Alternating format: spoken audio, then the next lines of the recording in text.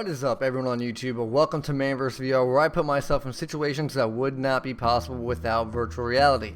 And today I'm bringing you the setup guide / tutorial to using the PlayStation Navigator sticks while playing VR on your PC with your Gear VR or Google Cardboard Ready headset. But before I hop into instructions, I just want to give a huge thanks to everyone who has hit that subscribe button. You guys are awesome, and if you are new to the channel, be sure to hit that subscribe button so you can rock along with everyone else. Now without further ado, I bring to you how to set up VR sticks on a budget. Okay, so first I want to start with what you will need to achieve this setup. First, you're going to need a PlayStation Navigator stick, or two, like I use. Then you're going to need a mini USB cable, and if you want the wireless experience like myself, you will need a Bluetooth dongle. I got the Cronus Max BT400 Bluetooth V4.0 USB adapter. I got it for 13 bucks and it's guaranteed to work. It's what I'm currently using, so I definitely recommend it. Link will be in the description below. If you want to get one, you know, that you don't want to have to take a chance on, definitely go with that one, because that's what I did. So be sure to check that out. Okay, so now that we've gotten through our hardware, what we're going to want to do is download our software. Now in the description below there's going to be two links. There's going to be a file dropper and then there's going to be a Megasync, and I'm going to use the Megasync. I'm going to download it through the browser.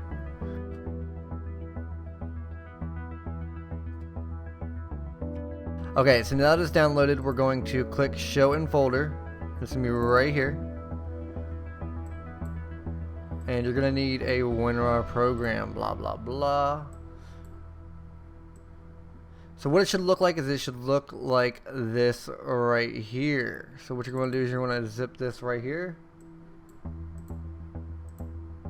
And then you're going to see something like this. And you're going to see SCP service, you're going to see bin, and you're going to see source.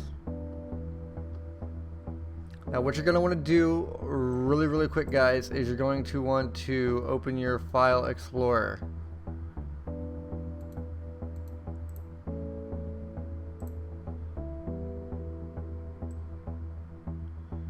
And then when you open your File Explorer, you're going to want to go to PC, C drive, Program Files. I'll do that again for you. And then once you open your File Explorer, you're going to want to click on this PC, go to your local disk, you want to go to Program Files. And then after you go to Program Files, you're going to want to make a file called Scarlet Crush Productions. So basically all you got to do is right click and do a new file right there, like that. Folder, boom, name it Scarlet.Crush Productions.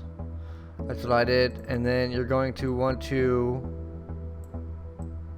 drag your bin file over to here. Now I've already done it, so I'm not going to do it on screen, but you just click, drag, drop. You can actually delete this if you want.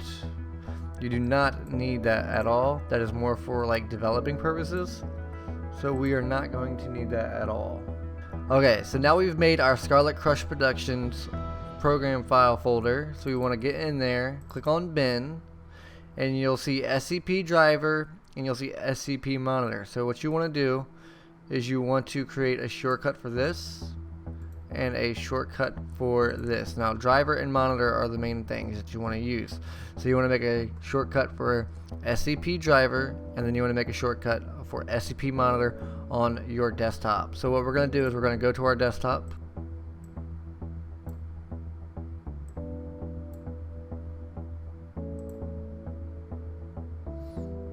Okay, so now we've got these sitting on our desktop. So what you're going to want to do is you're going to want to run the drivers.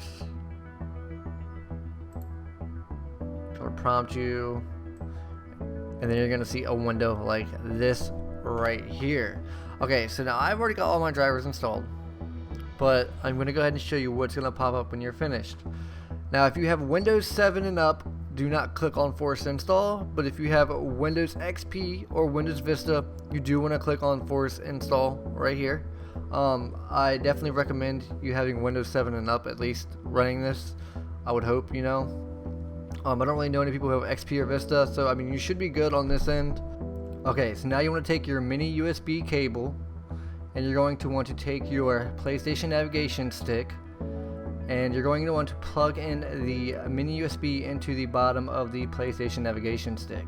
Then you want to take your USB side and you want to plug it into your computer, as so. Now you have your Bluetooth adapter, and you're going to want to take this and you're going to want to plug this into your PC, as you see on the screen, because this right here is the key component to getting wireless input.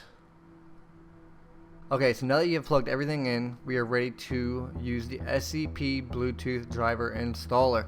So basically what we're going to do is we're going to click install, and you're going to see all this stuff right here. Now as you see, I've already got all the software needed to run this setup, so therefore you're not going to see on my screen what you're supposed to see. What you're actually supposed to see is this right here. Now that we have done this, we've officially tricked our PC into thinking our PlayStation controllers are now Xbox 360 controllers. What's nice about this is most games have X input support, since Windows is a Microsoft product. So now you want to check your SCP monitor icon and check to see if your controllers are connected, and when you do, it'll look something like this.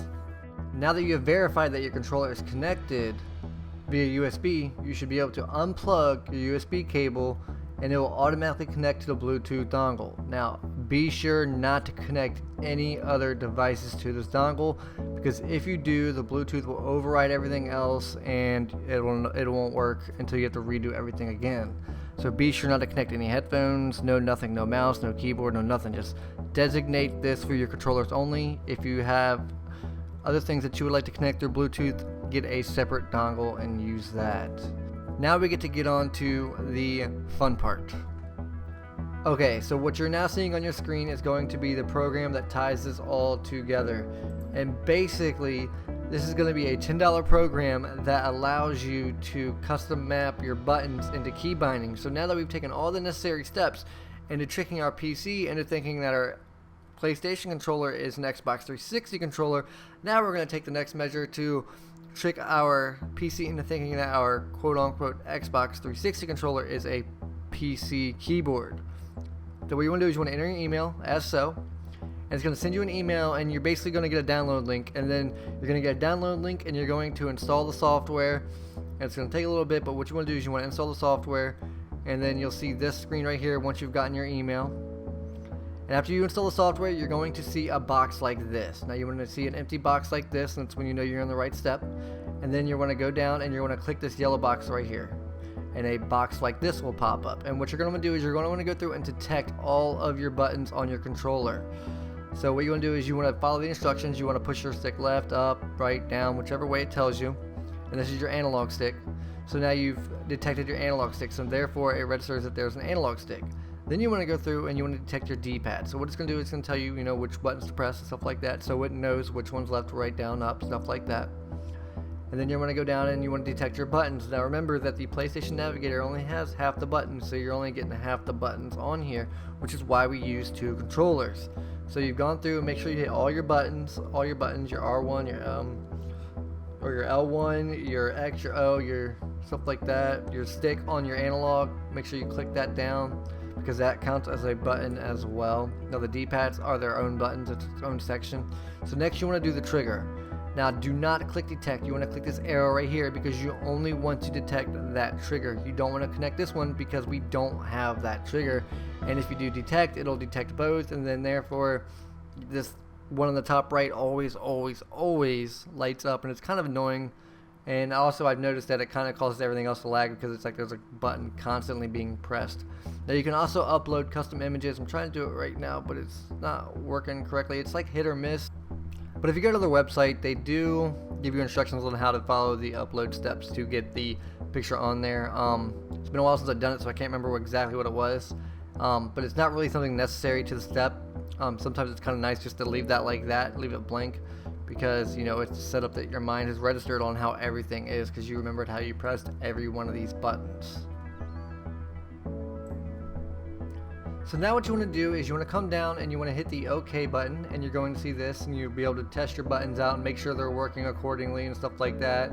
Make sure that your analog sticks are working, your D-pads are working, your triggers are working, stuff like that, your LB or your L1, I'm sorry, I'm used to Xbox. But anyway, so the next thing you want to do is you want to come over and compare your console controls to your PC controls.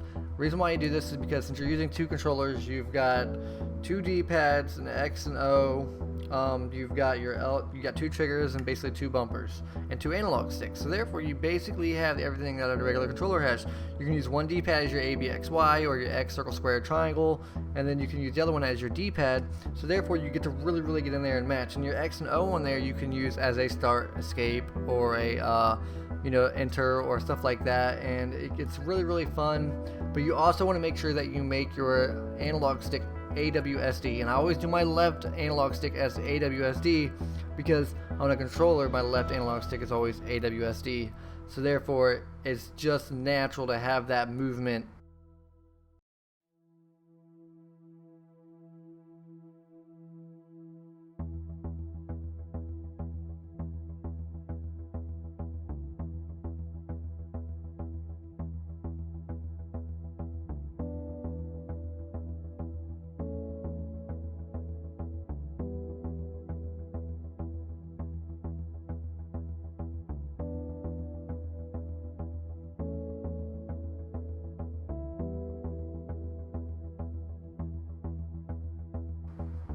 Okay, so now we've got our buttons where we want them. We got them looking good.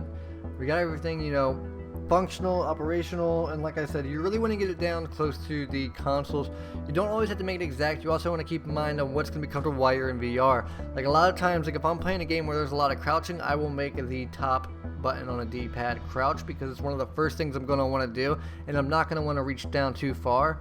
But like I said, it all just comes down to the game and personal taste. You don't actually have to copy the PC first console controls setup. You can literally do anything you want. I mean, you can make it to where you shoot with your analog stick and you jump with your trigger button, stuff like that. I mean, it really comes down to the freedom and what you prefer, which is the beauty of it all, because I love it. So what you see guys I'm doing here is I'm actually doing the second controller where I've got the mouse, I've got the keyboard, or I've got the mouse controlled by the other one, because a lot of times you'll notice where like certain games will make it to where you can only look so high up. So therefore you had to get stuck, and when you look back down, you're actually looking way lower than you were. So I use this for correction. That's all it is. It's just for correction. And other than that, I wouldn't even need it. But so you can also, like I said, upload your own image like I did here. Like I said, I got on the website and that's what showed me how to do it. There's like a little trick to it. It's a little inconsistent though. But until then, you can also drag these around, and what you do is you just click the yellow up there before you save. Now you can also save your custom configurations, which is really nice. I really like XPowder a lot. I recommend it. One of the best $10 I've ever spent next to spending it on Trinus. And I completely recommend this setup, guys. This setup is amazing. This setup's great, and I hope this setup works as good for you as it does for me. And I hope you guys get to enjoy VR mobile as good as I am playing your PC games and have a blast like I do myself. Anyway, guys, I'm out of here. Thank you so much for watching. Peace.